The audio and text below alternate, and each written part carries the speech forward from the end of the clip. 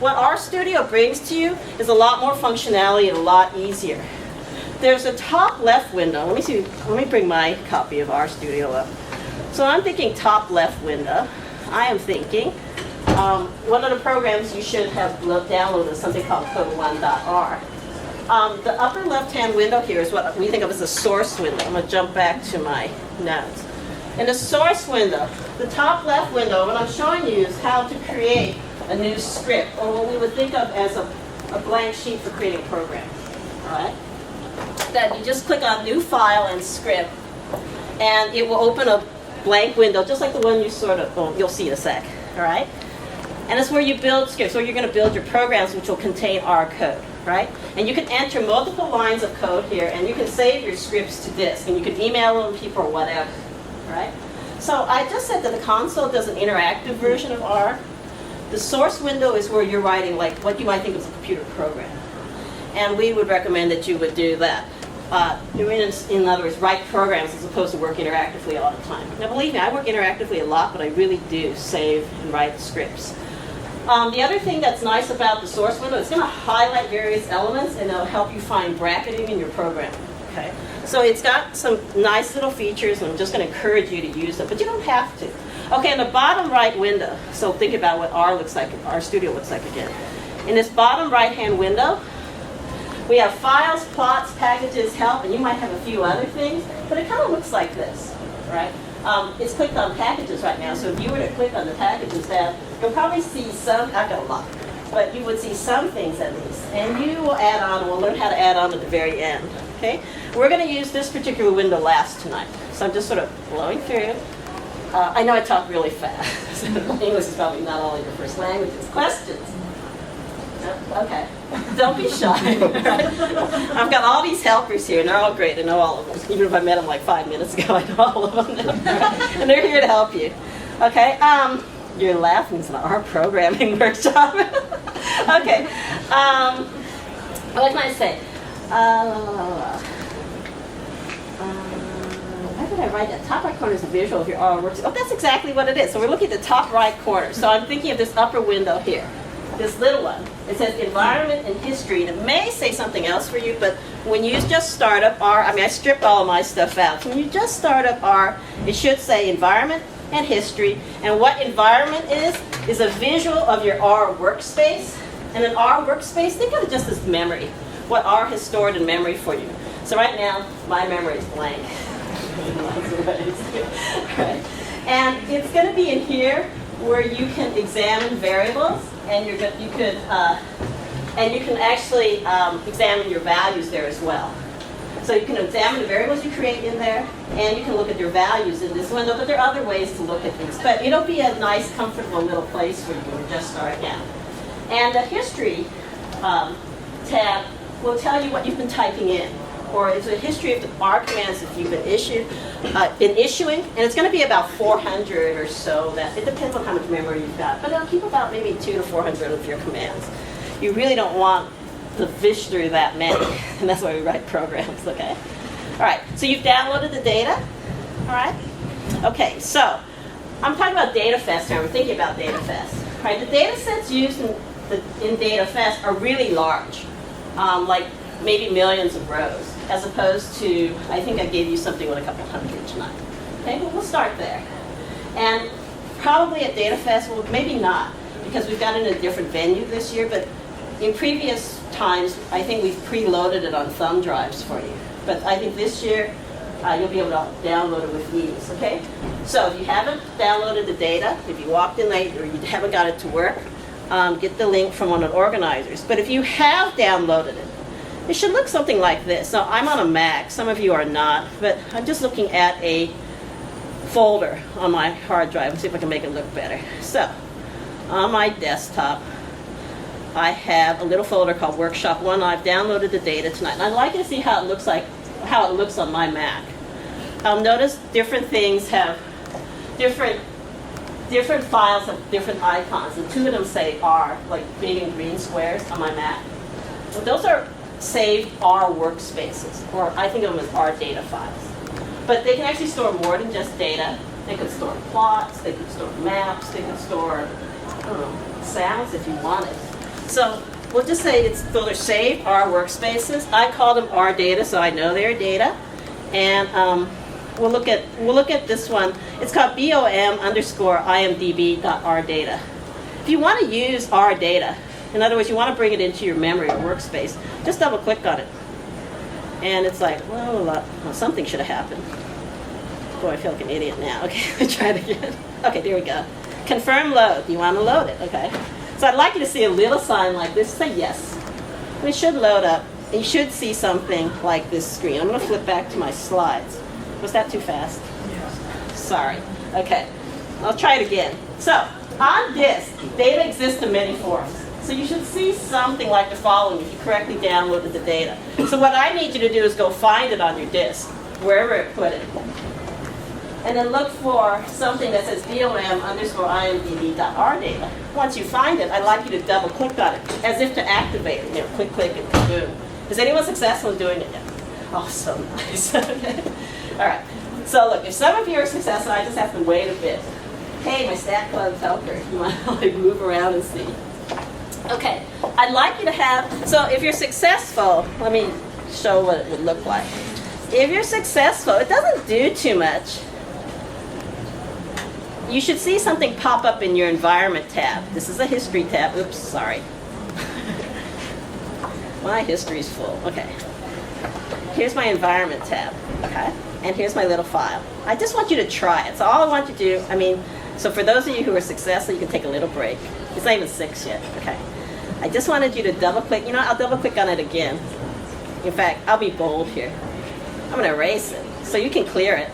Yes, I'd like to remove it. So clear this little broom here, cleared out my memory. You don't have to do that, but I just want to do it. I just want to load the data again, just to reassure those of you who are a little bit lost right now. So what I've got here highlighted is an R data file that you should have been able to download from Stats Club Facebook. And now if I double click on it, it asks me, do I want to load it? So this is a saved R data set. I just say yes. Now I'd like you to notice two things. Okay, something popped up in my data window.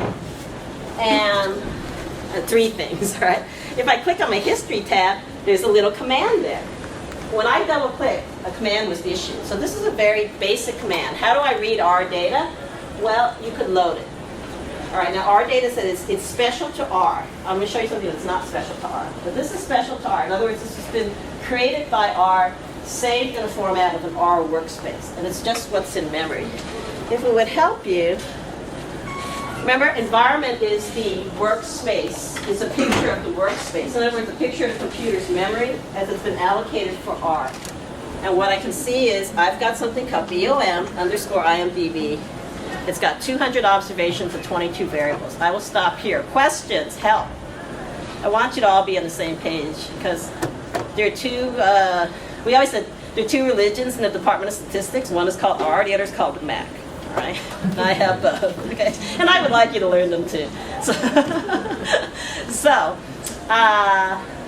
questions up to here. Is everyone got the data loaded? Because we're going to get going. All right.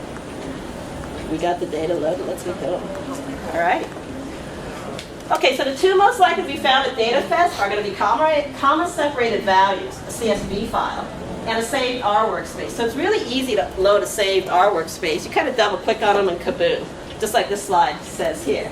Respond with a yes, and then here it is in your memory. And here's the command that was used to read it. Notice what it's doing. It's reading off, and it's giving a very exact location on my hard drive, the exact name and everything. And it is case sensitive. Nothing else really happens though. All right? Okay, so takeaways from the previous slide. What I would like you to know, so you're going to have takeaway slides tonight. In other words, if you're looking at these slides later on, you can download this presentation. If you're looking at these slides later on, this slide is saying this is what you should have learned up to now. That an R workspace, so that is what is in R's memory, can be saved and reloaded. Okay? That's really important because what I see, one of the biggest mistakes I see new users make is remaking the data again and again and again. Right? No. Get it to a point where it's stable and you're happy with it, and save a copy immediately, okay? And then start there. And that's what we're doing here. This file, by the way, we'll see it in a bit, is the end result of a lot of programming, okay? And my plan was if I was doing this workshop tonight, then if I taught a data management workshop, I would take one step back and say, this is how I got there. But they can be saved and loaded for future use. All right. The environment tab gives us information, so I'd like you to know what that environment tab is. Remember, it gives us a picture of memory. 200 observations, 22 variables. The function invoked was load. Load is used for reading our workspaces that have been saved back into R. And we'll learn more about functions later. For now, most data does not exist as an R workspace. Okay, so I've gone through all of that just to give you something easy to say, oh, here's some data. In fact, you know what? Let's just look at it. Some of you already have. What is very nice and easy is, in our studio, try this in plain vanilla R. In our studio, I can double click on this name, and boom, I get a little picture of my data. I don't know if you all can see this. Can someone tell me what this data set's about? Movies. Yeah, we just had the Oscars, so that's kind of a timely data set. All right, so movies. So we can see what it looks like. What does this remind you of looking at data this way? Excel. The universal language. Right? Excel, exactly. So it's nice and kind of friendly, right? It looks like an Excel spreadsheet. In fact, I can like scroll around, and it's like I've got infinite columns of information, it seems, and infinite rows of information. But yeah, it looks like an Excel spreadsheet, and that's what I'd like you to see. Okay, so that was the loaded R data space. Let's go back to talking about data, like a 2-minute talk of data. Okay, most data in this world does not exist as a saved R workspace. In fact, you'd be really hard-pressed to find saved R workspaces laying around the internet. In real life, they exist in different formats, and a common format is what is known as a comma-separated values file, or a .csv file, okay? And it looks like it sounds. Here's a picture of one. Okay? This is a CSV file. This is data in its raw, pure form. CSV is wonderful. In my mind, CSV is the lingua franca of working with data. Pretty much any software can read one. All right? R is no exception. And this is on the web if you want to try it later. But this is where I keep data. So this is what it looked like. This is data. And in fact, your DataFest data set may look something like this. Just different information. All right, it ain't going to be on movies. I'll tell you that right now. Okay. But it'll have different information, but it has this format. And we can look at a few things about it. Okay. Typically, but not always, has a first line with variable names. Y'all see that? And the first line's kind of different from the remaining lines. The remaining lines have this kind of patterning in them. Even though the data is different, you can sort of see there's a movie title, followed by some number, followed by some letters, followed by a whole bunch of numbers. Right, and that pattern is repeated throughout, whereas the first line is very different. It's the variable names. So typically a CSV, but notice it says, but not always. So don't get into the habit of thinking it's always that way. Typically the first line will have variable names. And then second, the values follow. So the first line has variable names. Then the actual values those variables take follow. And they're separated by commas, hence comma-separated values file. And now we can use the import dataset icon in RStudio to convert our CSV file into some data.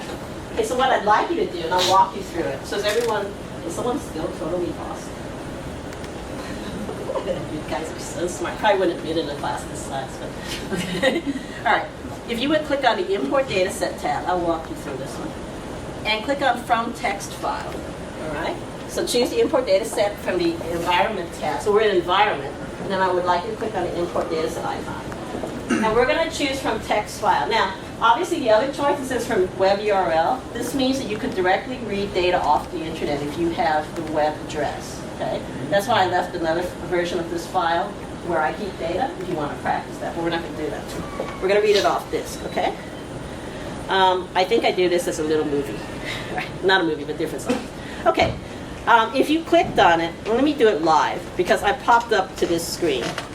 But let me do it live for you. I'm going to click on import dataset from text file. So I'm live in RStudio. And it's going to open up my hard drive. Oh, you get to see everything like I've been looking at. Depression, Seattle Police Department, advertising. Okay, under desktop. Where is it? Oh, workshop 1. You should see something that says BOM_IMDB.CSV. That's the comma separated values version of the R data set that we just looked at. I'm going to click on that and click on open. If you notice down in the bottom right hand corner of my screen, it says open. I'm going to click on it and it shows me this screen. All right, I'm going to flip back over to my slides. All right, so let's talk about the import of vom_imdb.csv. Anybody lost? Raise your hand. I mean, we're here to help you. It's not time to be shy. Okay, this is probably what it looks like. And when I say probably what it looks like, it's giving you an image of the data, just like what I showed you on the internet. It is giving you an image of what it would look like if you import it at this moment with these options. Now, I'll ask the more clever ones of you here. Do you like what it's going to look like after you import it? No. Why not? Because it has a heading. Yeah, there's something going on here that I don't like. Okay, what you need to do is click on that it has a heading, yes. All right? So you need to make sure that if it's got a heading, click yes. R is probably going to assume it has no heading. So say it does.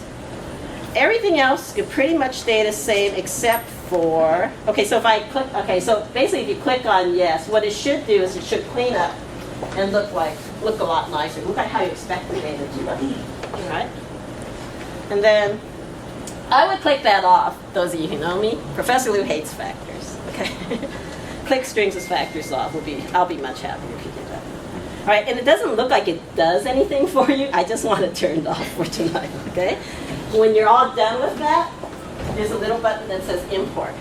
You go ahead and click it, and what you should get is a view of the data set. It might not quite look like mine. I'm going to jump over to R right now. So here I'm going to click, yes, it has a header.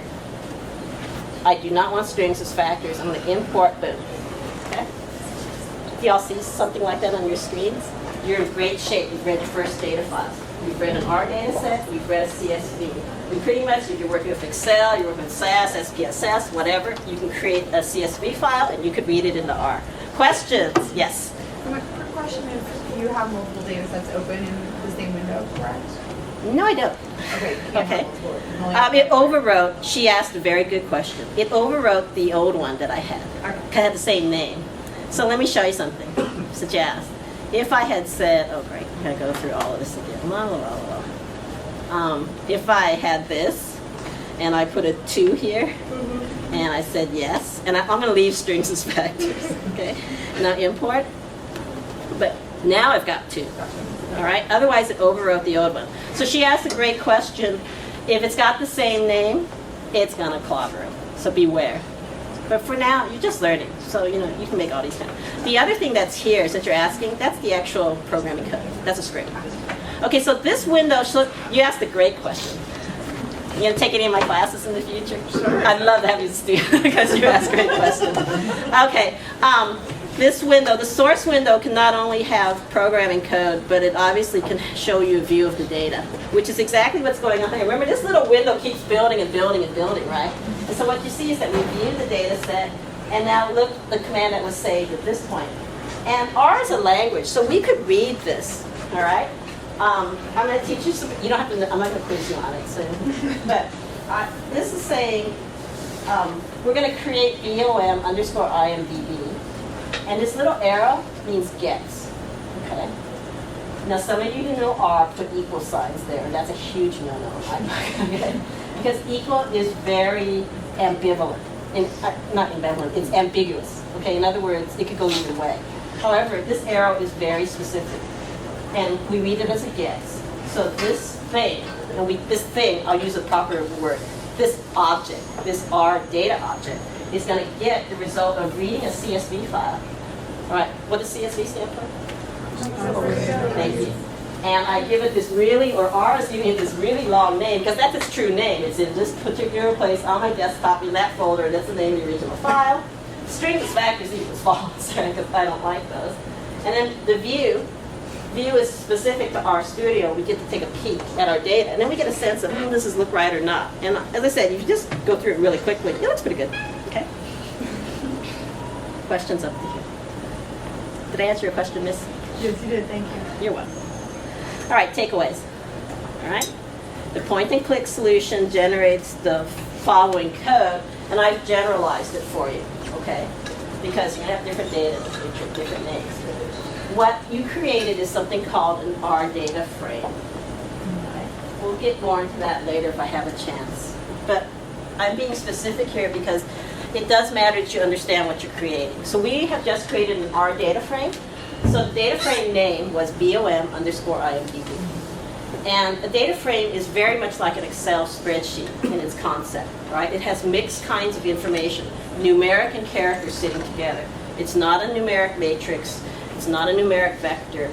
It is what we would call a generic vector, and it contains mixed information, mixed type. And they live together happily side by side, which is what real data looks like out there. It's not pure numbers, typically, okay? It's mixed up. All right, so that basic R function that we're using is read.csv. It wants a file name. Remember how specific my file name was. And one secret right now, it doesn't just have to be a file name on a hard drive. It could be a file name on the internet. Okay, that was the, it looks pretty much the same. It's just a URL address in there. And then strings as factors equals false is something I do. Okay? So it's read as data frame BOM, it's just read as data frame name gets the result of read CSV of some file. Okay?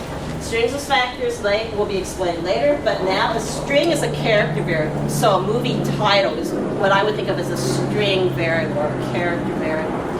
Okay? A factor is something special to R. It is something that's very, in my mind, R specific. And you'll have a lot fewer problems if you convert factors to character immediately. Some of my older students can tell you that. You just try searching on those babies sometime, or they give you weird numbers. Okay, all right, checkpoint. At this point, I'm ready to analyze the data. I'm ready to make you build a script, okay? So any questions before we start this section? So this is all you're going to get from me tonight about reading data. That's all you need. You need to know how to read an R data frame, or an R data set from this. You just double click, right, and open it up for you.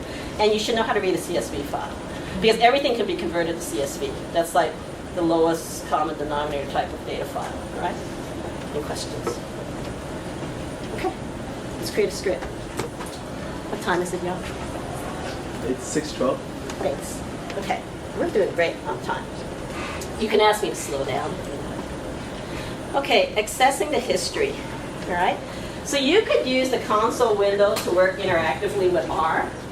And all your commands are going to be stored in the and all your commands will get stored in the history window. However, this is a big however, writing of R scripts is strongly recommended. Nothing breaks my heart more than to be wandering around DataFest at 12:30 in the morning, and someone says, "Oh, I found this great thing," and they've been doing R all interactively all evening, and I'll say, "Great, can you show it to me again?" And they can't find the command because they've got like 400 of them sitting there. And they have no idea which one was the right one. Now, I used to program like that, so I'm sort of laughing at myself. And I'm going to save you a lot of grief. If you start young, like in your 20s as opposed to in your 30s, you will be a superlative programmer if you keep track of your commands as you go, all right? Okay, so that's why you should write programs. Now, let me give you, even though R is interactive, it's wonderfully interactive, and it's easy to get sort of caught up on it, please learn to write scripts. Okay. Some random notes regarding scripts in RStudio. All right, colors are used to identify the following. Comments begin with a pound sign and are green. So let's look at my program. I'm going to close this data. See, if I close it, nothing bad's going to happen to it, I promise you. As long as I see it in my environment tab, it's always there, okay? I could delete something. I mean, I'm not going to, if I hit this button that says clear, guess what? Okay, but I'm not going to do that right now. I'm going to show you my program. So notice it got different colors in here. All right, green are comments. Now comments don't have to have 2 pounds. I just do that as a rule. It could have 1, it needs at least 1, okay? 2 for me is the start of a line. But you know, you can also have 20 of them. It doesn't really matter, okay? Whatever works best for you, but you should comment because you know you should tell yourself this part of the program's not working, or you know I got this right. Let's go back to Keynote. Okay, commands are in black. Sometimes things are in blue. Those are typically arguments, or I shouldn't say arguments. They're typically keywords specific to R.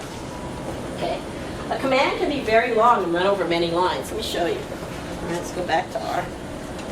So where's a long one? These are pretty long. They're not running over many lines, but I could have broken it. That would work. okay? What R is looking for, and we'll talk about it, it's looking for an endpoint. So these are random they're not random comments, but they are some general comments before we get into this. So a command can be very long, so you don't have to write short ones. It can be very, very long and wrap over many lines, and commands can be short. All right? Long, short, green, black, sometimes blue. You don't never want to see red, okay? Okay, some notes about R, the language. How many of you actually have some programming experience? About half of you, maybe a little more. Okay. Well, what R is what we call an expression language, right? It's got a very simple syntax. R is like talking in math, really. Okay? It looks like C, but it's really different. Okay? So, just a couple rules that I need you to learn tonight. I mean, you don't have to have programming experience to be a good programmer. Okay? You just have to sort of follow a set of rules. I guess I describe it this way, and I think it might help you understand it. R is a language. Like I was sitting there reading it to you earlier, and we'll read some more. And when you write programs, it's like you're writing in a language. Okay, it's very sort of natural. Once you get the hang of it, it becomes very natural to write in R. So I had a student who will remain unnamed. He's not here. Please don't think he is.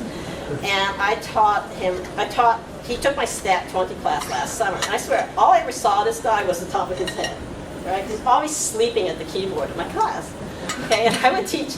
I remember one day I said, I said R is a language, and some of you are going to grow up to be Shakespeare. You could write beautifully in this language, and others of you can barely write an email, but it's okay. You just need to get the job done. And so 6 months later, this guy shows up at my office door. And he says, hey, Professor Lew, I've been working on something I'd like to show it to you. So he shows me this incredible website that's all done in R, and my mouth drops open. He goes, I'd like to thank you for teaching me how to do this. No, I didn't teach how to do this. I did not. He said, no, you taught me R. I said, no, I taught you some R. I didn't teach you how to do one of these.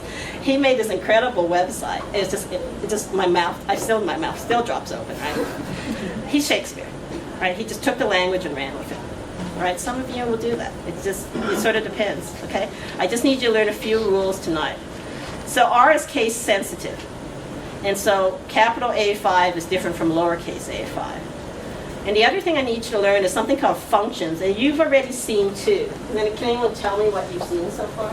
You've already seen three. Low was one. Read CSV, and then view was one, okay? Functions do all the work in R, okay? Everything in R is really... The thing that makes R go are the functions, okay? They can be identified by that open parenthesis, which follow the function name. So previously it says read.csv, that's the function name. And this open parenthesis is going to take the arguments for that function. But that, to me, when I look at it, even I've never seen it before, I know that's a function. Just by the format, the syntax. A function name followed by open parenthesis, followed by arguments.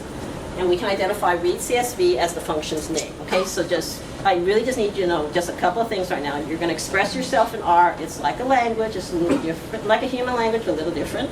It is case sensitive, and functions do all the work. Okay, so we're going to questions at this point because I'm like ahead of schedule, which is good. Okay, let's execute some commands. Look what I'm saying to you here, and I've already typed it in. So if you had downloaded code 1R. I mean, you could type if you want. I talk too fast for you to do it. You can type if you want, but if you don't want to type, I've typed everything. And I know my code looks different from what you're seeing on my slide. It's just that I don't have as much room on a slide, and I talk a lot. And so there are lots of comments in here. So the things in black are the commands, the thing in green are the comments, and this is what I want you to start seeing. You could just start typing. So, in other words, I'd like you to actually try it. So I'm going to delete this. I'm going to teach you a very basic function called summary. Okay, summary, BOM. I'm really old and slow too, so you probably had that type way before I did. Okay, summary, BOM underscore IMDB is a very basic function. To execute it, let me flip back to that slide. I said just type in some R code. Then highlight the section of code we wish to run. So we've already created the data. All right. So in other words, you don't rerun, and this is the thing I'm trying to teach you not to do. We don't rerun this line. Okay. That one's done.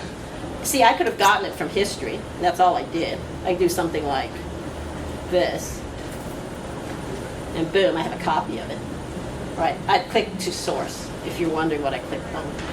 So my history will preserve all my typed commands, or my double-clicked ones. I don't need to rerun this again because my data's already in memory. So we don't do it over and over. And you certainly don't want to be doing it over and over in DataFest. It's one thing I've got 200 observations. It takes a second to load. It's another thing when you have like 2 million, okay? You might as well go get a coffee. All right, hi. Is there like a cheat sheet to like the global functions and stuff? Like Is there a cheat sheet?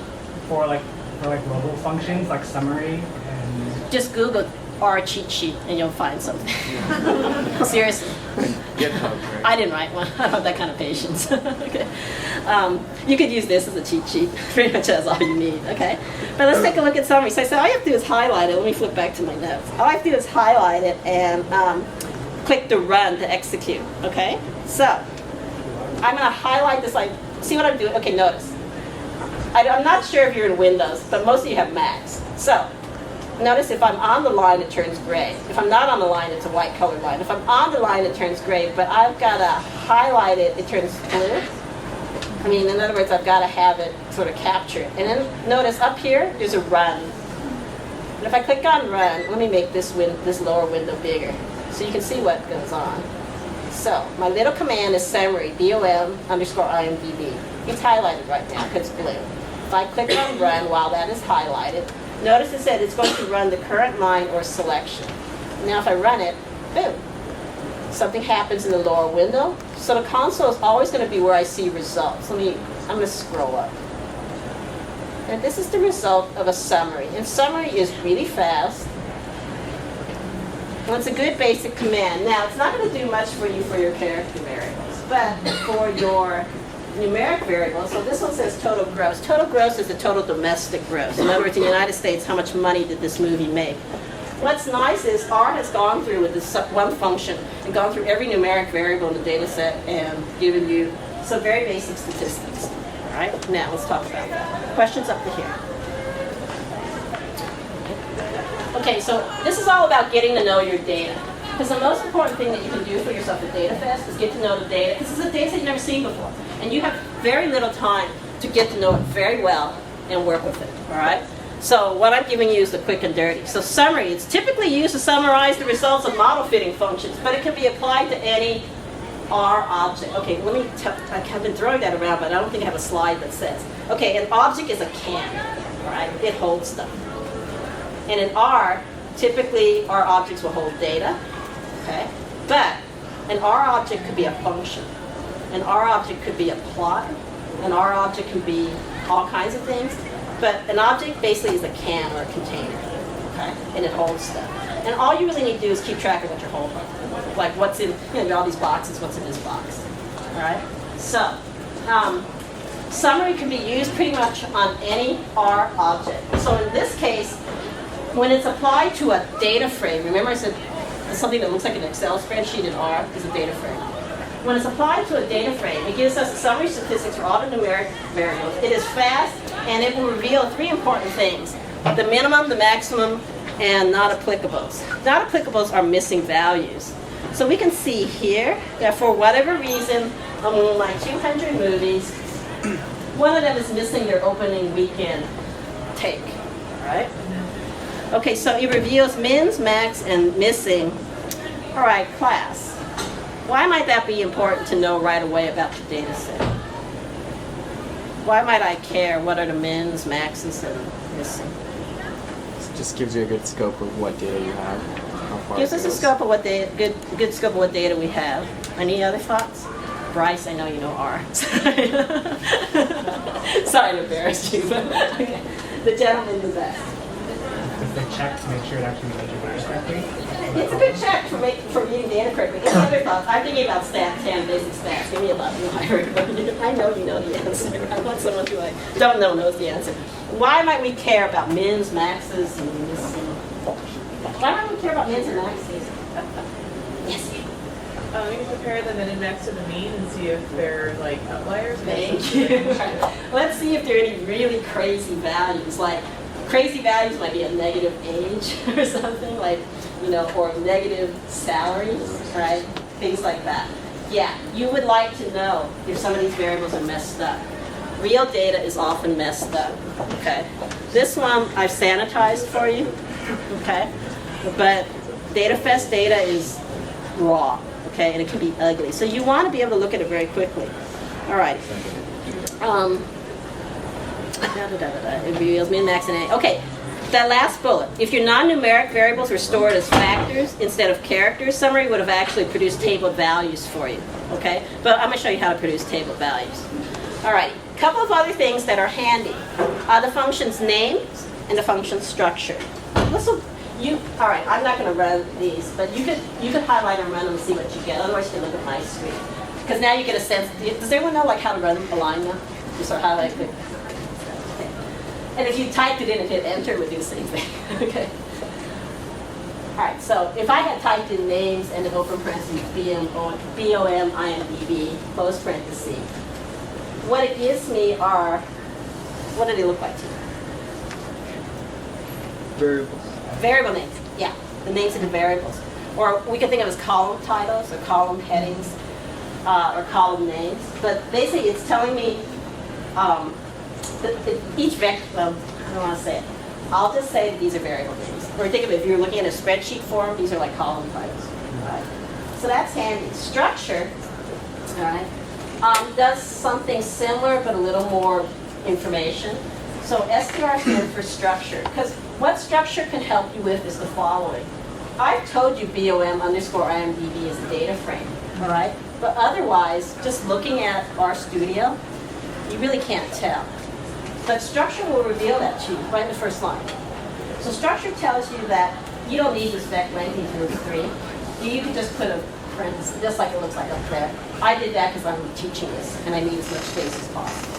So if I have a parenthesis here, what it tells me is a data frame. It tells me how big, how many variables. This is very useful information because you want to know something about the data set very quickly. How many millions of observations do I have? How many variables do I have to work with? Because I think one of the things they will tell you is how much data they've given you. And if your numbers don't match their numbers, we have a problem.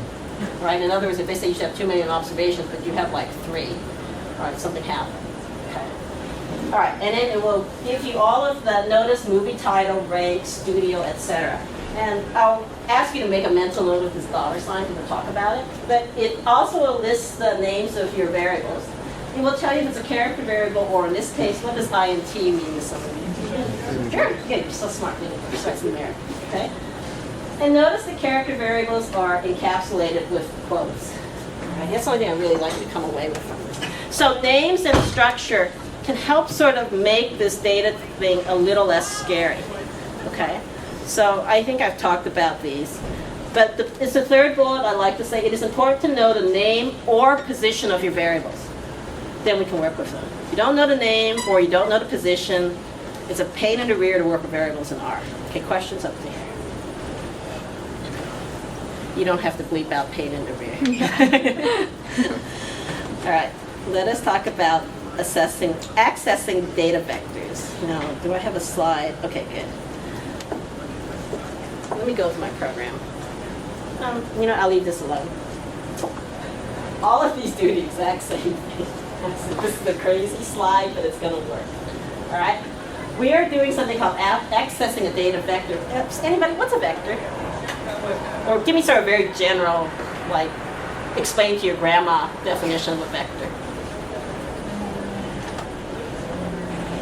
Right, spell me out. Sequence of numbers. Yeah, so you can think of it as consecutive cells, or consecutive.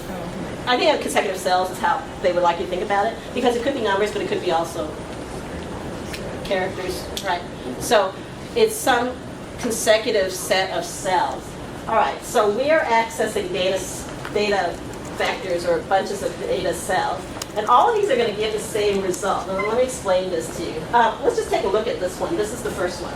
Table is a what? Yes. it's got a parenthesis. Yeah. So table. Let's read this. Table, and then this is the name of the data frame, right? Remember I said we keep the $sign in the back of your head. $sign studio, and this is how we read it. Let us table. We use the function. Apply the function table to data frame BOM underscore IMDb, and extract data vector studio. That's what it's sort of saying. That's what it's saying to me. In other words, if I just took this piece in here, then I would say extracts data vector studio from data frame BOM underscore IMDb. And then we're going to take that vector and table it. And this is the result. What do we see here? These are studio names. I mean, let's see. Where's these? They're going to this stuff. Okay? So what it's done is taken every movie and then tabulating the studios that produce these movies. Now I'm saying all of these do the exact same thing. So you would read these all the same. So this one is saying extract studio. The second one is saying extract. What do you think that 3 is saying to us? Yeah, the third vector. Someone said it. Because let's look back here. You're probably wondering what these weird numbers are, right? Okay, these are indices, and we are numbering the cells or the elements of each vector. So studio is, or we could use the name studio. Okay. Sometimes it's much handier to use numbers. Okay, because I could say give me, variables 3 through 557 or something instead of typing out all their names. Okay. Sometimes it's handier to have numbers. So what I want you to come away with is that there are lots of ways to access a data vector, and all of these do the same thing. So I'll read them to you. So the first one says extract studio. The second one says extract the third vector. The third one also says extract the third vector. And you might say, but wait, one of them has double brackets, the other one has single brackets. Sometimes, and this is more advanced, you choose one over the other. But at this point in your careers, they're effectively the same. They extract. Okay? What's the difference? What's the difference? It's what it returns depending on what it was input. In other words, this gets into some advanced stuff, but I'll just say it gives you a different data format. And so one of them will give you, the double brackets in a certain context will give you a vector. And the single bracket in that same context will give us something called list. Okay? Alrighty. The fourth one, it is using, let me see if I can explain this to you. In the square brackets, we can use what we call matrix notation to specify a specific cell or specific row or specific column of a data frame. Because a data frame really is just this rectangular matrix of information. And so we could specify row, comma, column. And in this case, in the fourth one, we are extracting the third column. All the rows though. So there's a blank or no blank or just nothing there, like air. Comma 3 says all the rows, third column. Okay? And then the last two, I almost never type it this way, but one of my students does this. You could put in double brackets studio if you don't like that dollar sign, or in single brackets and quote studio, and it will do the exact same thing. I promise you, all these things will do the exact same thing. Questions on that? Sir? Do you do multiple variables? Yes, you could, but it's going to be a lot easier to use numbers. Okay, we'll get to that. For now, I just want you to understand the concept. We need to extract, and notice once I have extracted, I can insert it into a function, because now I have some data that I can work with. All right, let's just take a look. Okay, second bullet's important here. The vector elements are numbered, all right? You got a sense of that, remember when I showed you this slide? These names, let me see if I can make it a little more clear to you. Okay, you can always clear your console. I have to do that here. Okay. If I say names, BOM underscore IMDb, okay? Now, if I said I want the fourth one, okay? If I want the, and because the guy asked me, but, not to scare you. I don't want you to know that yet. I'll just say, in other words, this is just a vector that has been indexed with the numbers 1 through 22. And I can use those numbers or I can use those names. I just need to know which one, all right? So remember this thing, I'm at the bottom of my screen here. This results in this baby, all right? And if I can extract, think of how we'd read this. Give me the names, the BOMDB, extract the 14th one. Okay. Weird, I know. If you come away tonight understanding indexing, you'll be a huge success. Okay. All right, let's let's go back to vectors and indexing. Okay, vectors come in two flavors, atomic and generic. Okay? For the new user, it's important to know because a common error is to give R a generic vector when it wants an atomic vector or the reverse. Let me explain what an atomic vector is. An atomic vector means everything is of the same type in that vector. So they are all characters, they are all numbers, okay? A matrix is really what we would call an atomic vector. But a data frame is what we would call a generic vector because mixed types in there. And we're going, oh God, that's too hard at this time of night. Just understand one thing. If you ever get an error that says this is not an atomic vector, this is where it comes from. You've screwed up the type, okay? So that's all I need you to know. Oh, I did it here, okay. I got ahead of myself. Okay, R has 6 basic what we call atomic vector types: logical, integer, real, complex, string, or character, and log, okay? An atomic vector has elements of a single type. That's its key feature. And matrices are atomic vectors with 2 dimensions. So you're seeing vectors of 1 dimension tonight, like let's say total gross, all right? So how much a movie made, that's an atomic vector, it's an atomic numeric vector. You can think of it as probably integer is how it was stored. List, data, remember the lady asked me a question like, what is the double brackets and brackets? Okay, list, data frames are a subset of lists, okay? What's special about a data frame is rectangular, okay? In other words, I've got 200 observations and 22 variables, and if something's missing, it's still filled in. It's called a null or an NA, but it's padded out and it's filled. However, there are objects that exist in the universe that are crazy, right? They're ragged and jagged. Those are lists. Okay. Lists are like garbage cans. It's real short and simple. I can put all kinds of things in a list. Lists are super handy, but not tonight, okay?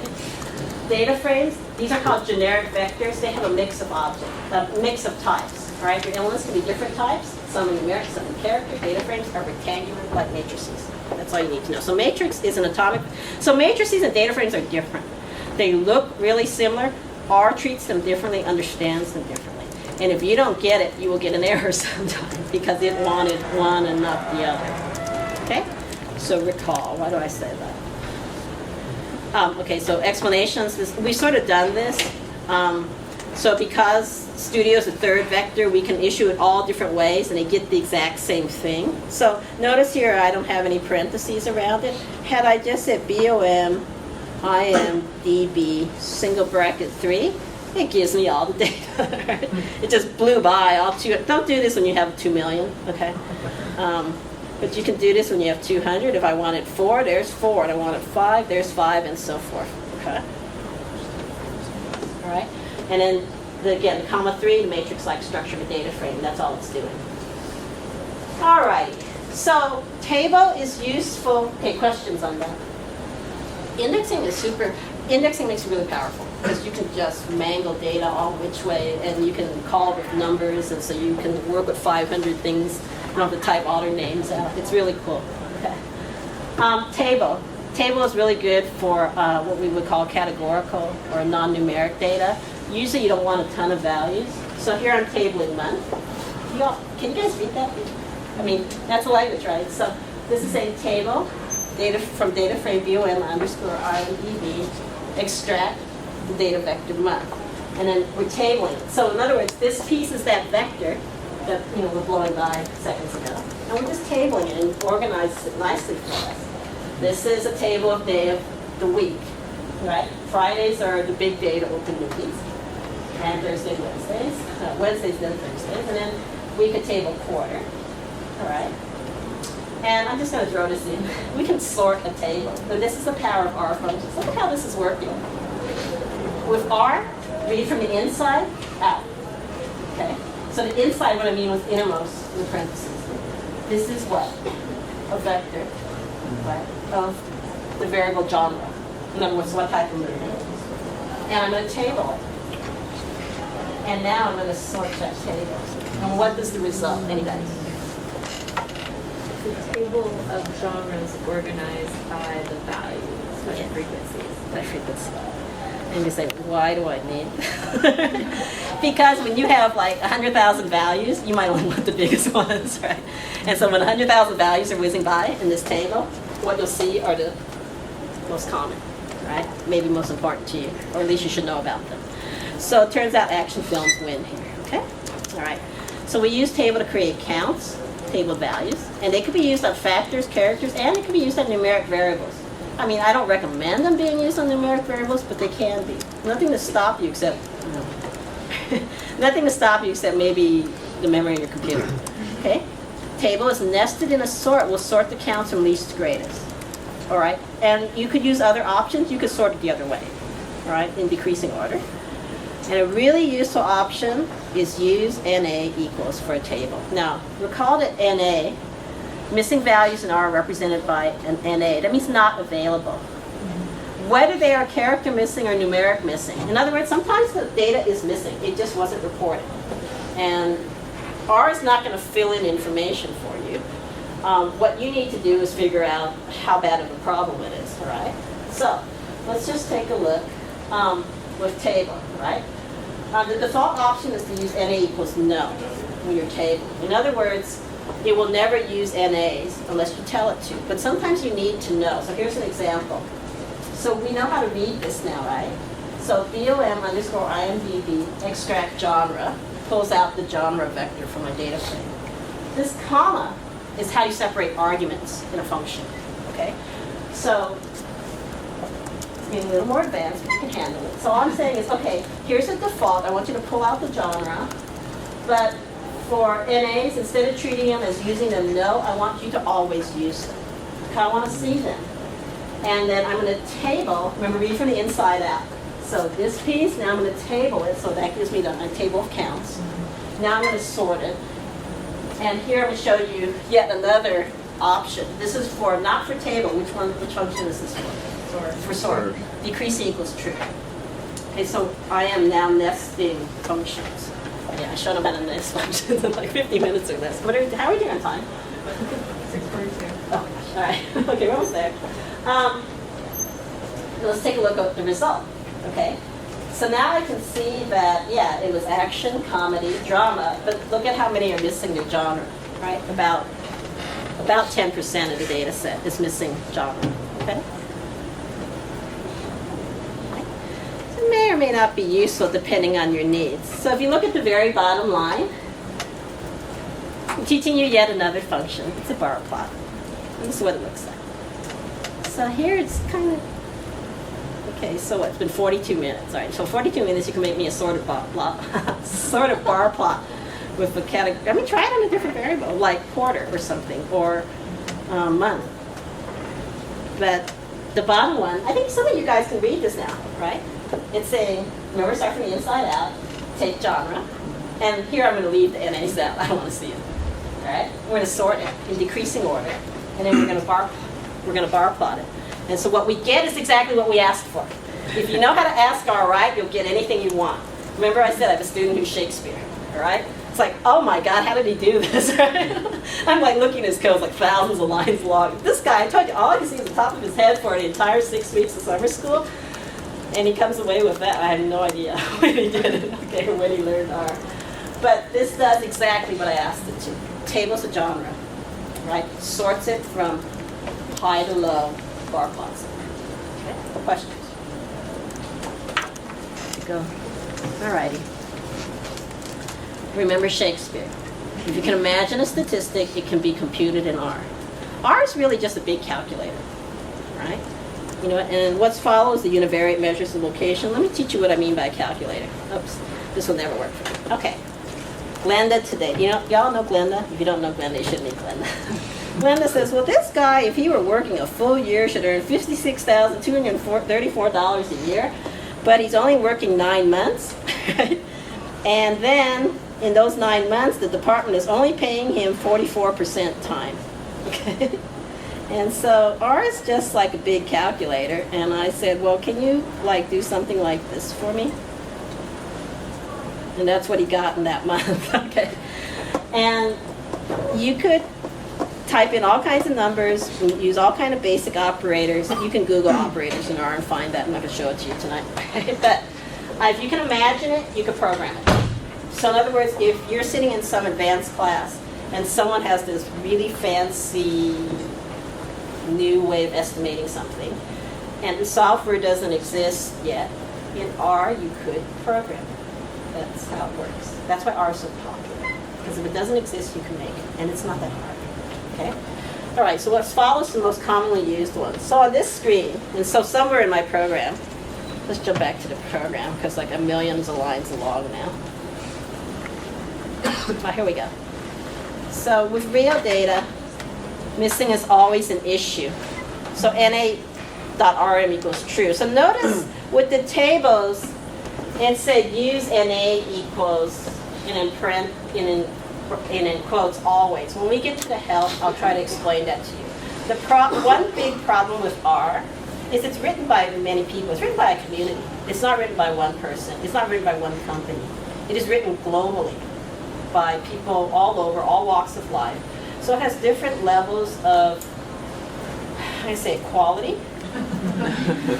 Snicker, it's true, right? It's different levels of quality, and it's different ways of doing things, all right? So it's not uniform. That's the problem. There's not one overseer saying it should always look like use.NA or use NA. It can differ. So this is what I'd like you to know about missing. So with numeric missing, I'll say beware of missing. Oh, this is my slide. I'll just write it here. Beware of missing. Suppose I want to say mean, BOM. I'm going to hit the tab, and it's going to give me what I want. $sign, what do I want? Budget. Okay. And if I press that, it's going to say NA, which means what? Not And this is like a #1 question I get from new users. They're looking at this and they're saying, I hate R. I can see the numbers right there. Okay.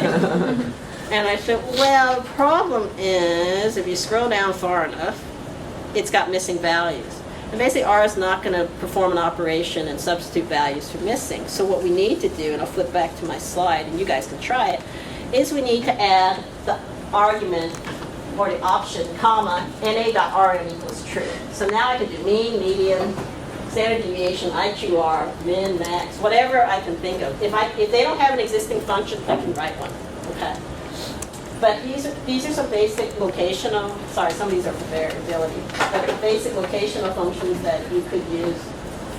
And again, it's about getting to know your data set, right? So you can see what those means look like, and what has larger meanings than others. Okay? So some of them, notice, don't need an NA.RM. And you might say, what? And that happens, because guess what? Somebody else wrote it. And they were nice enough to check for missing values for you, sir. What does RM stand for? Remove. Okay, so NA.RM would be not available, remove. And you would say true. I want them removed from my computations.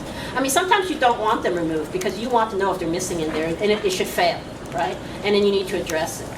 But in a lot of cases, say in this simple case, I want them out of there so I can get a sense of these means. And again, sometimes they don't need it because the programmer who wrote the function 5num, what do you think 5num is? Yeah, 5-number summary, okay? Was nice enough, as I said, to check for missing for you and put in an NA.RM if you had missing. And in Quantile, all Quantile does, let me explain this one to you because it's a little bit complicated. So all these, are you cool on all these? Okay, so this last one then, Quantile. Quantile will give you whatever probabilities you ask for, or the values at those percentiles. So, in other words, here again is BOMDB, extract the budget variables. In other words, how much does the movie cost in millions of dollars? Comma means add some options to it. I'm going to, instead of, if you just gave it, slow down. If I had just typed Quantile, BOM_IMDB $budget. It's gonna, okay, so now if I do this, NA.RM equals true, it gives me a 5-number summary. But I can add the option, and this is the beauty of knowing about options, and we'll get to that when we talk about help. Okay, probs equals, and I can give it some, well, I'll go back to my slide. I don't want to type all that. All right. I can give it a vector of probabilities. Let me teach you a couple of things here. This is specific to the quantile functions. So when we learn about help, you'll see all these options. Just remind me, or just do it yourself. Well, you don't know how to do it yet. Some of you are clever and I figured it out. But one of the options under quantile is you can offer your own string of probabilities. And what this is doing is I would like, So I want the probs to be equal to, C is a function, notice, right? Are we in agreement? C is actually a function that means combine or concatenate. I'll try to talk about it later if I have time. It's my favorite. I can put anything together with C. I want the minimum, the 10th percentile, the 90th, and the maximum. And any number you can imagine in there. If you wanted the 44th percentile, guess what? You can have it, okay? You just have to tell it. Right? So any one you want. It's kind of nice, right? Because a lot of software limits you as to what you can produce. Not R, you know? Okay. Let's look at two variables really quickly. An easy one. When you have two variables, a lot of functions. Okay, not mean, but correlation will want to, an X and a Y. I mean, that's what makes a correlation, right? Correlation then with two numeric. I notice it gives me a number right away. I don't think there's anything missing in those two. And in table, if I had two variables, it's going to cross them. So in this case, this function wants two correlations. In this case, remember, table could take one. But if I add a comma and add a second one, I can get a cross table, which is nice. So I can see by quarter, how do things differ. So for the analyst in you, what can you tell me about opening day of the week versus quarter? There's an interesting relationship here. Anybody? Opening day is more important than the quarter. Not so much what quarter the movie opened in, but Friday seems like the best day. Friday's pretty standard, but look at Wednesday. What can you tell me about Wednesday openings? When did they happen? Quarter three. Basically, yeah, the second half of the year, for whatever reason. Okay, so that's how it's been loaded by the studios. So somehow they don't happen the first half of the year. Okay, so a couple other things that could be handy. How are we doing on time? It's You guys want me to keep talking or jump to the end? talking. Okay. All right. You can compute table proportions if you need them. Okay. There's a function out there called prop.table. These are handy again. I'm thinking DataFest. Okay, so table proportions. Prop.table. Notice what's going on. Read from the inside out. I am crossing day of the week by quarter, and then I'm nesting it within the table proportions. By default, it's going to give me a cell proportion. All right. If I add a little option, comma 1 means the first dimension, which are the rows. Comma 2, second dimension, which gives me the column proportion. So in other words, these should sum going across and these sum going down. All right. What happens when you have one numeric and one non-numeric? So I would advise using supply, my second favorite function. Okay. You're not born knowing this, and I'm not going to quiz you, but I just want to show you what you can do with some very basic functions. Apply means table apply, and it's hard for me to explain right now. I'll say that we can table values, and in compute, we can apply functions, any kind of function, on a numeric value in the argument in the first position. So the format is applies the function, and there's argument 1, and it's going to want a numeric vector. Okay, this is one of these functions where people try to use it and they'll get a complaint like, you're using a generic vector when I wanted an atomic vector. Remember, atomic vector, it's got to all be the same. And in this case, I can only have a single value. It's got to be numeric. And then in here, what is this one telling you? The second argument says, and table it. T apply might mean like table apply. Table it by genre. The third argument will take any function in R, pretty much. So I want a median.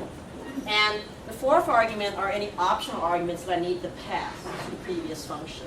So in other words, because I know that there are missing values in total growth, I don't think there are, but I should put this in here anyway to be safe. Otherwise, the median function is going to crash. And so we take a look at this bottom, the result here. So what happens is, for each of the genre, I get the median total domestic box office. Right?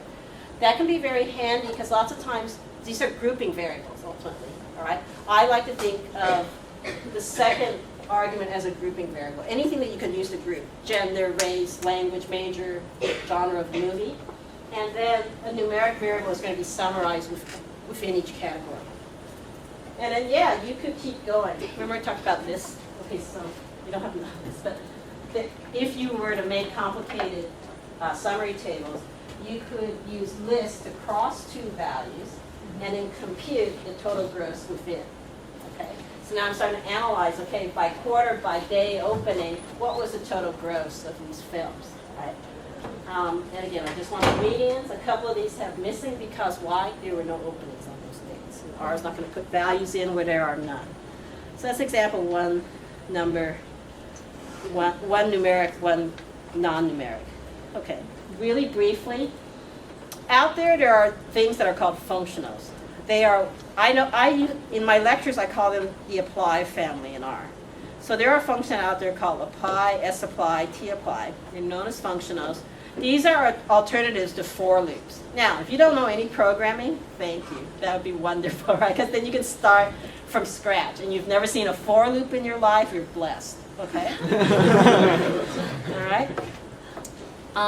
The functionals in R, the apply family, are alternatives to for loops, and they can incorporate the results of other functions. Loops can be really slow. Like a for loop, if you're programming with R and using for loops, what it's implying is that you're underutilizing R. I can give you a concrete example. Someone has shown me a midterm from another class, and they said that this was taking like 26 hours to run. And I looked at the code, and they were using a ton of for loops. And I said, can I rewrite this for you? And they said, sure. And I rewrote it, and it took about an hour still. It was huge, right? But it was better than 26 hours. I mean, an hour to go have lunch. 26 hours, you're messed up if there's any mistake in there, okay? I'm just going to show you this to encourage you to try to learn about functionals. I want to create a correlation matrix, okay? But I want it really special. I'm going to just use the numeric variables. And so I don't expect you to know this. What I'm trying to do is show you some of the power of knowing your functionals. So in this case here, all right, read it from the inside out. I'm going to do something called S-apply. And S-apply basically takes any R object. So notice BOM underscore IMDb is the whole data frame. And what it's going to do is it's going to loop over each vector that comprises that data frame and check if it's numeric. Okay, so you don't have to memorize this. I just want to show you the example why you should learn these. Okay, so it's real simple. The syntax is simple. The function is S-apply, or L-apply is another variant of it. And in parentheses, it needs some type of R object. It could be a vector. In this case, I'm using a data frame. And then it wants an R function. Or you could write your own function in there. You don't have to use any existing one. So this one, I'm just going to check it's numeric. And then I'm going to say, okay, the result of this is going to say what true or false. Yes, it's numeric, or true, it's numeric, false, it's not numeric. That piece of information, believe it or not, is going to be applied to the data frame again, and that's going to extract. Remember extraction from the very beginning? That thing in here is an extraction. It's going to only extract the numeric. And then I'm going to run correlation, and I want pairwise complete, which I'm trying to preserve as much data as possible, and okay, get my correlation matrix. All right, so you might say, big deal. Well, look, when you've got like 500 variables, you want something like this, okay? All right, when you've got like 5,000 variables, think about big data. When you've got lots and lots of information, you need fast ways to look at all of it. And this is much faster than anything you might do on your own. We'll skip this example in the interest of time. So remember I said one of my favorite functions is C for combine or concatenate. It's versatile. You can use it to create whatever sequence you need. In other words, I don't have to have something orderly. So here's my example. It's in my code, but I have to run through it. Can someone read this to me? X. Assign nut values 1 to 10. Yeah, and that's exactly what happens. X gets 1 through 10. So the colon means consecutive values 1 through 10. But if I don't want consecutive values, use C. I get any vector I want. Okay? And I can do it with character vectors. That's where it's really handy. Because if I'm looking for specific company names in some huge file, I just list them. And they can come out. Let me show you. Let's see if I applied it. Example 2. Oh, beautiful. Okay. So custom vectors are really useful in combination with extraction. That's its real power. Head is a function that just shows you the first 6 lines, but I'm going to ask for 3. Okay. For the inside out, the very inside says create a vector that is 19, 1, and 18. Okay? And notice that's in the columns. So I'm going to extract columns 19, 1, and 18 in that order from BOM IMDb. Let's just take a look. So variable 19 was top bill, Jennifer Lawrence. Y'all know who she is, right? And then variable 1 was the movie title.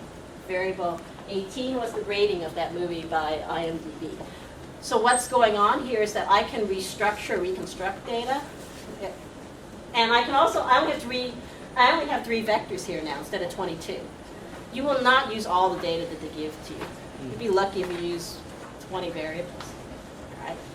But they're going to give you like 500. Okay, so you need to know how to extract. All right, so just a couple other, these just go through extractions. I don't think there's anything special in there. Subsetting with C. You guys want to learn that? Sure. Okay. Is it 7?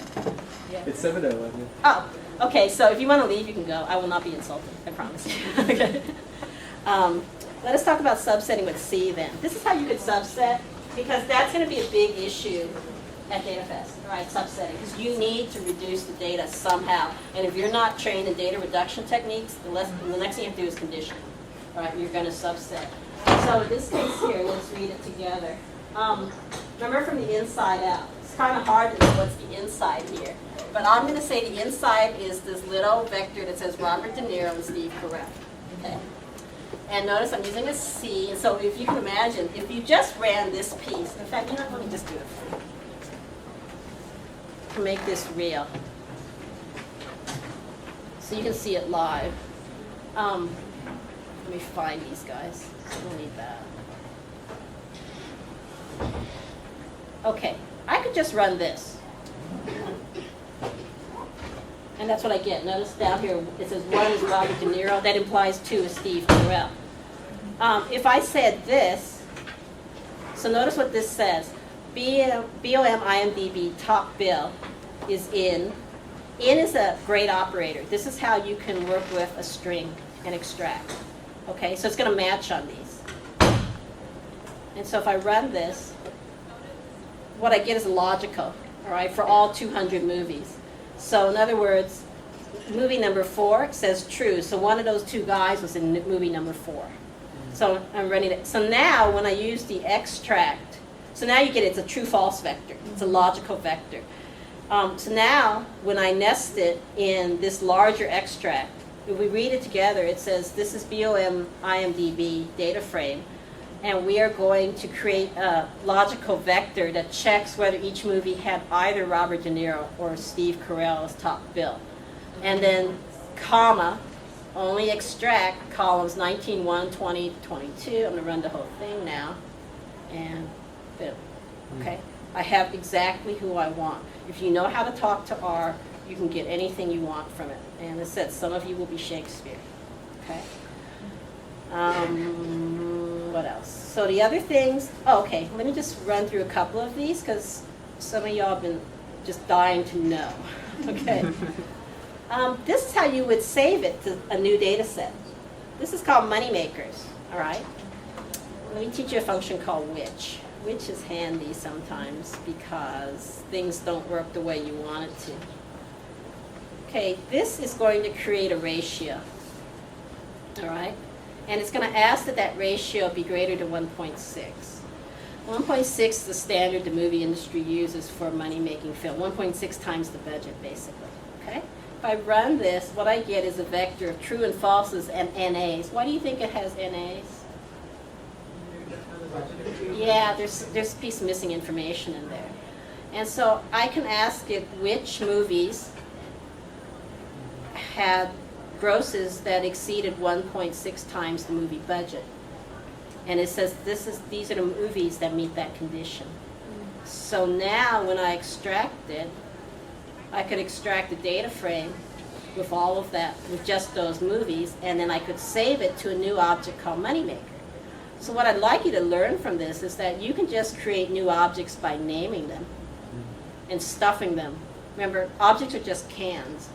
I just filled it with 43 movies that made money for Hollywood in 2014 on the domestic gross alone. In other words, they made money in America. which is not true for all films, right? There are like 150 some films here, 200 films here, and only 43 of them could survive in the domestic market. So the global market's super important now. Yes? So when you're saying when you're running statistics or computing stuff within, is it a better process to do everything in the big data set, or to take subsequent small pieces out of it? Some of my stats specialists, what do you think? Weigh in on her question. So your question was one more time. They My weren't question listening. was that if you have a big data set, right? Like you're saying, it takes longer to process, it takes more computer memory. But is it better technique to run your analyses in the big data set, or to take the subset of variables and vectors that you need into a smaller data frame and stuff? I would say definitely boil it down to just the vectors that you need and do it in a smaller data frame. It will run a lot faster. It can get pretty computationally heavy, so it can run for, I've had code that ran for several minutes before because I was running it on the entire data frame. So creating a smaller data frame is definitely the way to go. It is why statisticians sample. To keep it cheap and fast. Seriously, okay? So I would recommend it, but it does not work in all cases. But I think for DataFest, I would highly recommend subsetting. Any of you you guys are DataFest veterans, right? Subsetting is important, right? Yeah, I would recommend it. It takes a long time. Okay, I'm just playing around at this point, but you can, I think some of you actually know what I'm trying to do here. I would like to do this part. This is how you make a new variable. I'm just going to put on moneymakers instead of calling it moneymakers 2. Oh, no, I can't. I have to do moneymakers 2. Okay. Moneymakers 2 is going to have everybody, not just the ones that have more than 1.6. And then moneymakers 2, this is how you could add a new variable. This is what I'm trying to do for you. So notice, remember I said, R object you just create. So I've just created moneymaker 2 for moneymakers, and I'm creating this ratio variable to tell me who's making money. Now take a look. So I'll show you what moneymakers 2 is, so it's not too abstract. Moneymakers 2. Uh-oh, did I do something wrong? Shucks. Okay, moneymakers 2, run. Okay. And then, no, I guess I did it right. Okay, so now if I want to add another column, sorry, a little too fast, let Professor slow down. I would like you to see what the last variable is in moneymakers 2. It's something called Z rating. It's a Z score for the rating. Now, close that. And I can add yet another column, because how would we read this? Moneymaker 2, extract ratio. But there's no variable called ratio in there, not yet. I'm going to make it. And so what it is I'm just going to create that ratio and save it. So now I run it, and we can look at it here. We'll just view it. We can just view, oh, great. Sorry, I must have made something else. I didn't run it. Now if I look at my last one, boom, it's there. Okay, so, sorry, it's a sleight of hand, but you can just add additional columns. You just have to tell R. Extract ratio. A ratio doesn't exist yet. Well, guess what? I'm going to populate it. So it's as easy as that to add variables. You don't have to do anything fancy. Just create it and then fill it. Right? That would be the best way to create variables. 708. Let's see. Using packages. Okay. When we start, okay, so we're at the end. There's just these 2 sentences. Okay. When you start up R, a set of base packages are automatically activated. Like there are packages in there like graphics, like stat, which will be loaded. When you start up R Studio, they get loaded. But I don't know what yours look like, but this is what mine look like. I have a lot of other things that open squares. Okay. Some of these will be checked, some of these won't be checked if you have more than one. But let's take a look at how we get them in there. A package is just an extension of the R-based system. So what's really cool about R, core R, which is what we've been looking at tonight, it's just about, I don't know, less than 100 megabytes of space on your hard drive. And it loads in the memory, so it's tight, if you have a lot of memory. But sometimes you want extensions to base, because the base can't handle the problem you're working with. So what you could do is, there's an install icon under packages. This is the lower right-hand window.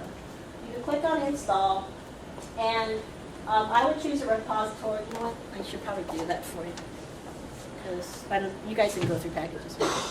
Okay, so if I'm in packages, I have to get on the internet. Sorry. Okay, I can't do that. I have to go back here. All right. Pick a repository that's close to you, like UCLA. And then you can search for packages. ggplot2 is probably a super important package for your future. And what you should make sure you install the dependencies. All right. In other words, those are other packages that it may need in order to run. And then you just click on install. And once it's installed, its name will show up in the window. So if you're hooked up to the internet, you could try that, installing ggplot2. What you'll see, if you're successful, you should see it in the packages window, but it will be unchecked. All right? What this means is it is installed but not active. In other words, you've got it on your hard drive, but you can't use it yet. You've got to click it on before you can use its functions. So once you click it, all right, it's activated. Or you could issue the function library and whatever your package name was, and that'll do the same thing. It'll click it for you. And all right, so really quickly about packages. All right, they are the reason behind our success. They allow for rapid, easy, transparent, economical extension of R. In a few words, right? In other words, if you need something that's not in the core R, you could probably find it out there. Someone's probably written it for you. All right. They can be activated or not activated, which is kind of nice because it's not using up your memory constantly. So some of the commercial packages, the commercial software, are loaded with all these bells and whistles, and they take up a lot of resources on your hard drive. With R, you only use what you need. All right, it's very compact. All right, so it gives you, like it says there, flexible management of your computing resources. Remember, you're under the gun at a DataFest. And so you have very little time and very little resources, so you have to manage your time really well. I love watching a TV show called Chopped. It's like a cooking show and you're doing a certain amount of time. And some of the things that kill people is just the time, right? Nothing will kill you. That will kill teams at DataFest. You run out of time. Okay, popular packages. I decided to go through and see what everyone downloads, okay? So these are the most popular packages. And so you might consider, I'd say don't worry about these two. They are probably loaded as parts of other packages, like remember install dependencies. But ggplot2, string R, plier are really nice for working with data.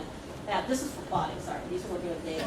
A lot of these, if you notice, have to do with color space and color blur. It's about graphics. Okay, but these are like the popular packages. Getting help, finally. Okay, we're almost there. All right.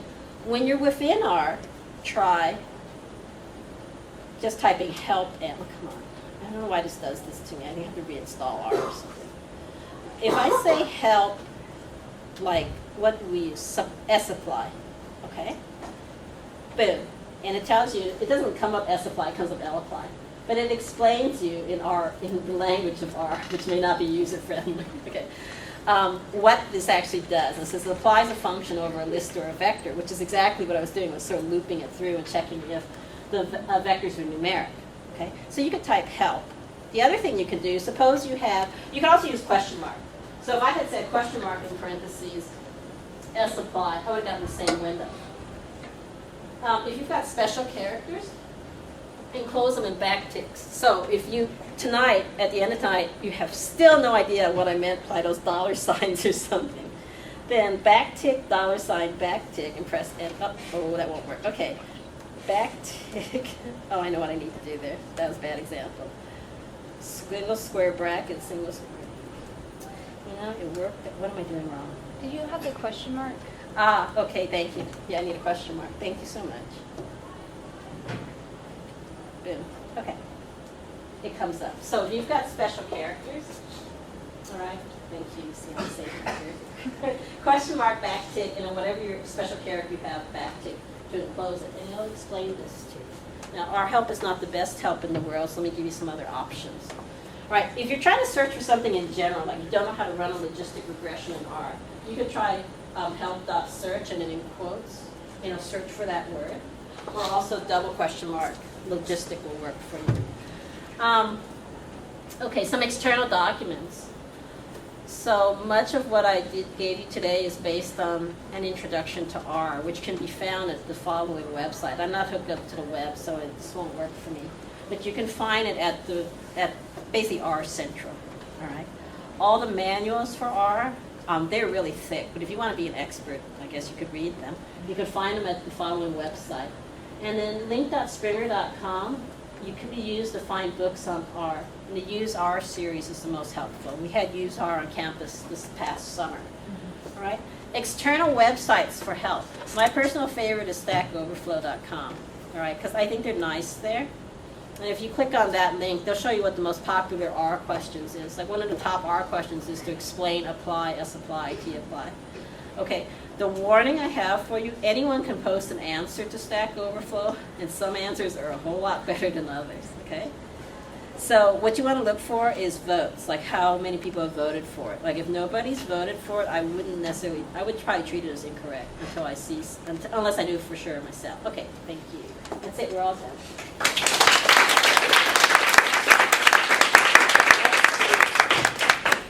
Any sort of questions that I can answer for you in my remaining? We have this room till 8, right? Oh, yeah.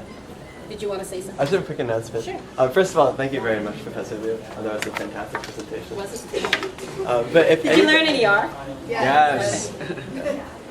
I know we've been talking about DataFest a lot. If anybody is interested in participating in DataFest or in attending the additional workshops we're planning to run early next quarter, then I would encourage you, I would encourage you right now just to visit the Facebook page for this event. So the Facebook event, I think it's called DataFest R Workshop. And then there, I posted a form where you can just put your name and email address, and we'll contact you when the DataFest application becomes available and before the next upcoming workshops. So if you just do that right now, then it'll make sure to not miss out on these 2 opportunities. Thank you again all for coming, and thank you, Professor Lew, for presenting. Does anyone have any questions that you're just dying to have answered? Yes. So earlier we talked about subsetting and the Yes. importance of subsetting Yes. just to make things run a lot faster. What would be an instance where you want to use the entire data set? When I have a really small data set, I probably need to keep everything. I can't really afford a subset. It doesn't make sense to subset. If I'm looking for something really rare, right, I probably need to go through the whole thing to find it. But it's unusual. I don't think that will happen for DataFest. DataFest in the last 4 or 5 years now, it's really been important to make the data set ready. No, I was so excited. Yeah.